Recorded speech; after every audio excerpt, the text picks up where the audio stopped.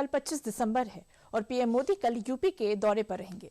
PM Modi कल लखनऊ में पूर्व प्रधानमंत्री अटल बिहारी वाजपेयी की जयंती के अवसर पर राष्ट्रीय प्रेरणा स्थल का लोकार्पण करेंगे।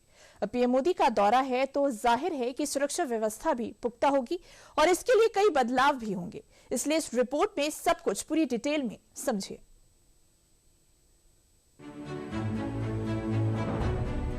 यूपी की राजधानी लखनऊ एक और ऐतिहासिक पल की गवाह बनने जा रही है। ये लखनऊ में बना वो राष्ट्रीय प्रेरणा स्थल है जो गोमती के तट पर इतिहास की नई इबारत लिखने वाला है। 25 दिसंबर को प्रधानमंत्री नरेंद्र मोदी इस ऐतिहासिक पार्क का उद्घाटन करेंगे। उनके आने से पहले पुलिस के 4300 जवानों ने सुरक्षा व्यवस्था का जायजा लेने के साथ मॉक ड्रिल की। मॉक ड्रिल के दौरान हेलीकॉप्टर ठीक उसी स्थान पर उतारा गया जहां प्रधानमंत्री नरेंद्र मोदी को उतरना प्रस्तावित है। टीम ने हेलीपैड की तकनीकी जांच के साथ साथ आसपास की सुरक्षा व्यवस्था का भी बारीकी से परीक्षण किया। पीएम मोदी हेलीकॉप्टर से राष्ट्रीय प्रेरणा स्थल पहुंचेंगे। सबसे पहले भारत रत्न पूर्व प्रधानमंत्री अटल बिहारी वाजपेयी, डॉक्टर श्यामा प्रसाद मुखर्जी और पंडित दीनदयाल उपाध्याय की प्रतिमाओं पर पुष्पांजलि अर्पित करेंगे। इसके बाद म्यूजियम ब्लॉक जाएंगे। वहां डॉक्टर श्यामा प्रसाद मुखर्जी, अटल बिहारी वाजपेयी और पंडित दीनदयाल उपाध्याय के जीवन, संघर्ष और विचारधारा पर आधारित एक डॉक्यूमेंट्री फिल्म देखेंगे। पीएम मोदी के इस कार्यक्रम में यूपी के अलग अलग जिलों से बड़ी संख्या में लोग शामिल होंगे। लिहाजा इतनी बड़ी भीड़ और कार्यक्रम की सुरक्षा को देखते हुए पुलिस और प्रशासन ने कड़े इंतजाम किए हैं। पूरे इलाके में पैनी नजर रखी जा रही है। सुरक्षा में 18 पुलिस उपायुक्त, 26 अपर पुलिस उपायुक्त, 80 सहायक पुलिस आयुक्त, 189 इंस्पेक्टर, 1367 दरोगा, 214 महिला दरोगा, 4312 सिपाही और 997 महिला सिपाही तैनात हैं। इसके अलावा 18 कंपनी पीएसी, 4 कंपनी आरएएफ, 8 बम निरोधक दस्ता, एनएसजी एटीएस की टीमें, एंट्री डोन, एंट्री माइंड और एंट्री सबोटाज टीमें भी मौजूद रहेंगी। इसके साथ ही क्विक रिस्पांस टीम का गठन भी किया गया है और अतिरिक्त पुलिस पर रिजर्व में रखा गया है। लेकिन सबसे जरूरी चीज जो आम लोगों को समझने की जरूरत है वो है कि गुरुवार को बदलाव रहेंगे यातायात में भी। बुधवार की रात 12 बजे से लेकर कार्यक्रम समाप्ति तक शहर के कई रास्तों पर डायवर्जन लागू रहेगा।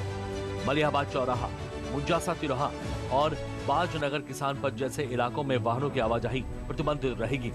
आपात स्थिति में एम्बुलेंस, फायर सर्विस, स्कूली वाहन, शव वाहन को अनुमति दी जाएगी। बाहरी जिलों से आने वाले भारी वाहनों को शहर में प्रवेश नहीं दिया जाएगा। उन्हें वैकल्पिक मार्गों से डाइवर्ट किया जाएगा। ट्रैफिक संबंधी जानकारी के लिए कंट्रोल नंबर 9454405155 जारी किया गया है। ये लखनऊ में बना वो राष्ट्रीय प्रेरणा स्थल है जो गोमती के तट पर इतिहास की नई इबारत लिखने वाला है। गोमती की लहरों के बीच अब सिर्फ पानी की धारा नहीं बह रही बल्कि राष्ट्रवाद की धड़कन भी बह रही है। कमल के आकार में सजा 232 करोड़ की लागत से बना ये राष्ट्रीय प्रेरणा स्थल अब पूरी तरह से तैयार है। बस पीएम मोदी का इंतजार है। राष्ट्रीय प्रेरणा स्थल के लोकार्पण और परम पूज्य अटल बिहारी वाजपेयी जी को श्रद्धांजलि देने के लिए आना ये गर्व की बात है। माननीय प्रधानमंत्री जी का स्वागत है और परम पूज्य अटल जी को विनम्र श्रद्धांजलि भी है।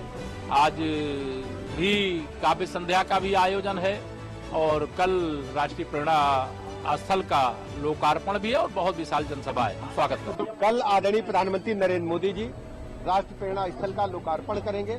हम सबको पूज्य अटल बिहारी वाजपेयी जी की जो जन्म शताब्दी है, ऐसे अवसर पर पंडित दीनदयाल उपाध्याय जी, पूज्य श्यामा प्रसाद मुखर्जी जी, सदैव अटल बिहारी वाजपेयी जी की मैं कह सकता हूं कि बड़ी बड़ी प्रतिमाओं का आपको समवेत दर्शन प्राप्त होंगे।